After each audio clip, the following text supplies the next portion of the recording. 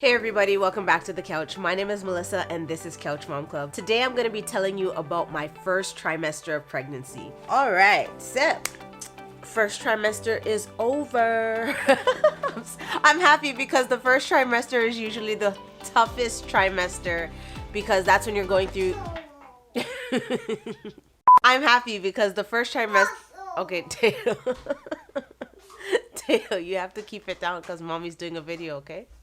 So your first trimester, so that first day that you conceive until 13 weeks, that's when your body is just doing tremendous work for the establishing of the baby. That's the implantation and then the developing and all the changes that your baby is going through and your body is going through in order to keep this baby in your body for 9 months. So first trimester is just a lot of fun. So at the beginning of your pregnancy, you start off with a baby that is about the size of a poppy seed. And then you're going to move to the 14th week and then your baby's going to be about the size of a lemon. So you see from a poppy seed to a lemon how many changes your baby is going to go through. You are going to grow and expand. Now some women are going to see the baby pop out and you're going to see it in your stomach like me. I mean, 15 minutes after conception, I am like showing because 1, I don't have a torso. 2, I'm petite, so you're gonna see it right away. And 3, I think that Teo kind of stretched me out. Noelle did the same, so you're seeing it right away. With my first pregnancy, I didn't even start telling anybody. People started telling me because I was already showing. So in your first trimester, you're either going to be flat as a pancake like some lucky people, my sister being one of them. She didn't show until she was about 7 months. But you can also expect that some of us are going to start to show right away. So you're going to grow and you're going to expand and things are going to change, and it's all good because you are doing a great work, which is growing that beautiful baby until the point of 40 weeks, hopefully, if your baby stays in that long. I have particularly jumpy kids. They like to be born a little bit early. So I had Teo at 38 weeks and I had Noelle at 37 weeks. And I'm praying that maybe we can make it to 37 weeks at least, because I imagine that at the end of my pregnancy, we will be having a planned C-section. Because Noelle was a C-section and I didn't wait the recommended 2 years before getting pregnant again. So I might be having this baby by C-section as well. So things to note for your first trimester. This is the time when you're gonna wanna start developing good habits and breaking bad ones. So the good habits that you wanna start developing is getting your rest, making sure that you're sleeping as much as you can. Now some of that is gonna be involuntary because you are gonna just fall asleep mid-sentence if you're anything like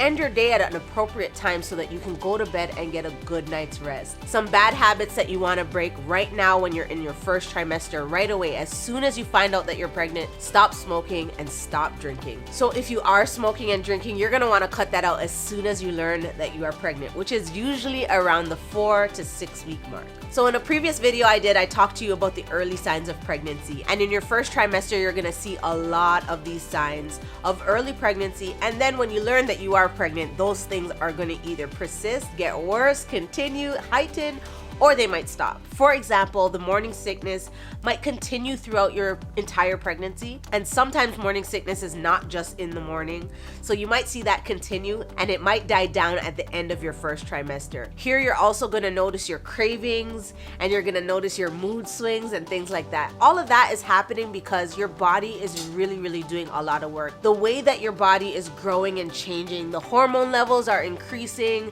your HCG levels are increasing, baby is growing and sometimes sitting in the weirdest places in your uterus. And then on the outside, what that looks like is, I want nachos or don't turn the TV up so loud. Are you deaf? If you're anything like me, your emotions and your cravings are just gonna be all over the place. So this is the time when you want to kind of give in to those things. I know that we want to eat well and we want to stay healthy. So make sure that you're drinking your water, you're getting your rest, and you are eating healthy. However, if you're craving a little bit of snacks here and there, go ahead and enjoy them in moderation. My craving this pregnancy has been 2 things. The first thing is nacho cheese, particularly from Taco Bell. I don't know, something about it, it's just so yummy. And beef patties. So I'm actually on my way to get the world's best beef patties, and I don't want anybody to come for me. If you haven't had these beef patties, then you haven't had a patty. We are on Eglinton Avenue West in Toronto, and we are headed to Randy's Patty. You know what? This is probably the only time I'm gonna tell you to just turn your computer off, turn your phone off.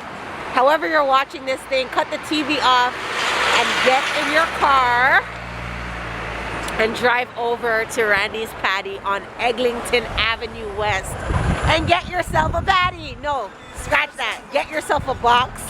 Take it home because you are going to want to eat as many as you possibly can.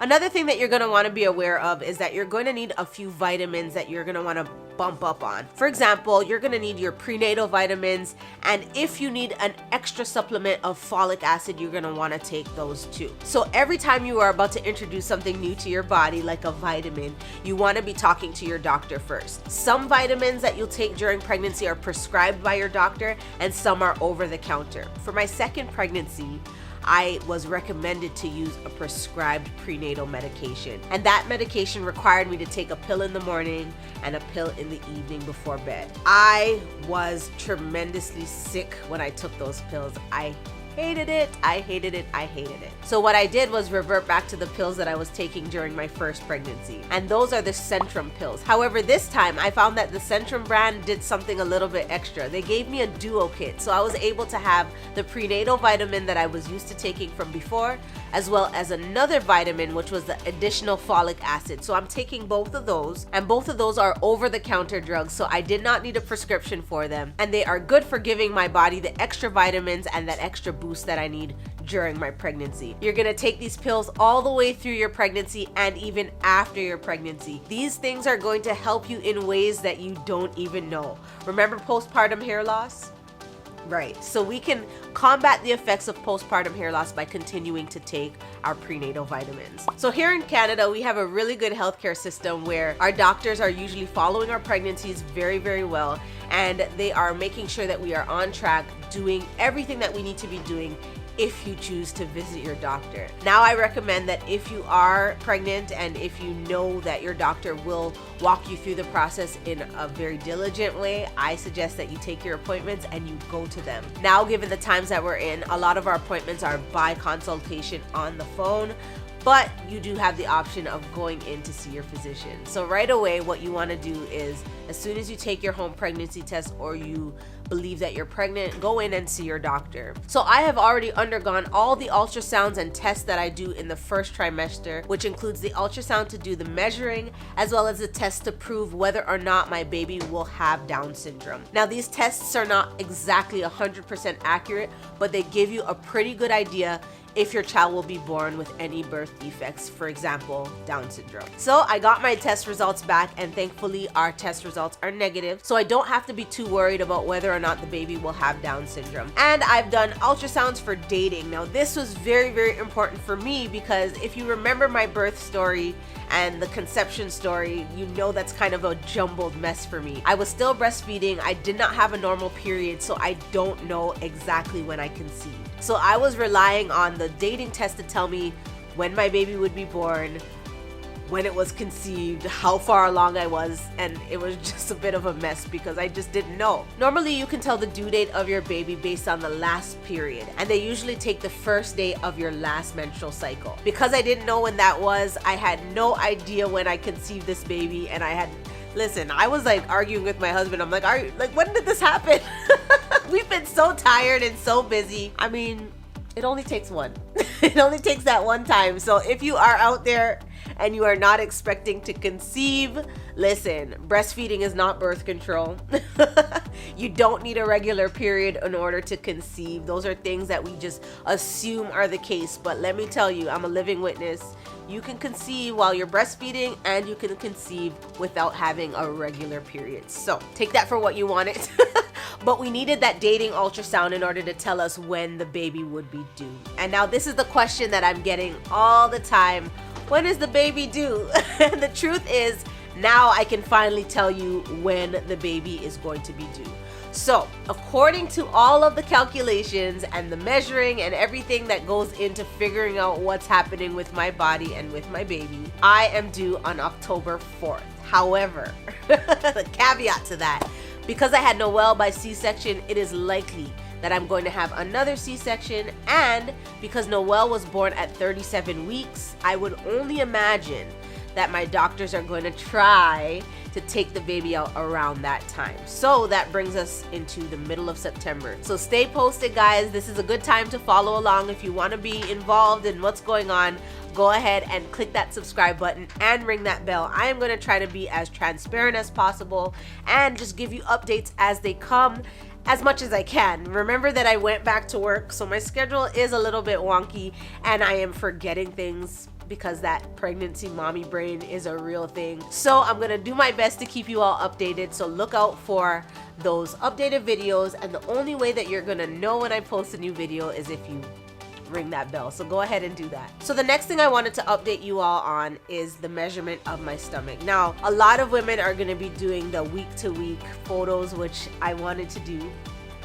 I haven't been, but I'm gonna start now. We're gonna take a picture and we're gonna measure my stomach, and then we'll follow along to see how big I get, how I'm growing, how the baby's growing, how the baby's positioned. Now this might matter for some people because some people believe that they can tell the gender of the baby based on how the stomach is shaped.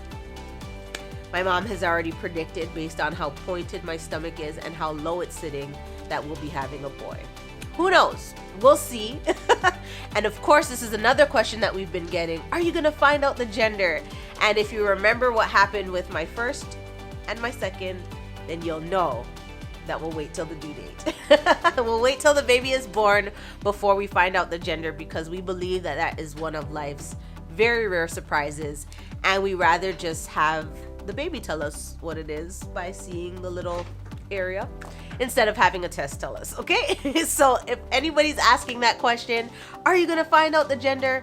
No, we are not. We are keeping it a secret for us and for you guys until the baby is born. At this time, you guys can just comment down below. Are you team boy? Are you team girl? Now, I have my preference, and my preference is healthy because I don't really care if it's a boy or a girl as long as it is healthy. All right, y'all. I'm at 34.5 inches, which is nothing compared to what I'm gonna be, because I'm not even halfway through this thing. I have to go to the end, so I imagine I'm gonna get bigger. If you notice on my stomach, that line underneath my belly button, that's the linea nigra. At this time in the pregnancy, it's not that dark, but around the second trimester towards the end, that line is going to get increasingly darker. So you guys should watch for that in the next update. A lot of questions that you might get at this time of your pregnancy is, can you feel the baby yet? Now, in your first pregnancy, you might not notice it, but if you've been pregnant a couple of times, you might notice the little fluttering. It feels like a butterfly in your stomach. That's probably where the saying comes from. It feels like I have butterflies in my stomach. It's a fluttery feeling, and you'll know that that's the baby moving. Now, with my pregnancy at this stage, in all three actually, I felt that fluttering.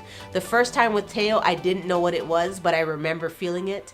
And now I know that it was the baby. So if you're asking if you're feeling the baby at this point, the answer is yes if you're paying attention. If you are paying attention and you know what that flutter feels like, then yes, you can feel the baby this early in pregnancy. So guys, that was the update to my first trimester. Now, if you know anything about pregnancy, you know that we have 2 more trimesters to go through. So I will be doing another update at the end of my second trimester, which I am already in. Go ahead and join the club by clicking that subscribe button and ring the bell so that you know when I post new videos. Follow me on Instagram and on Twitter, and I will see you in the next video.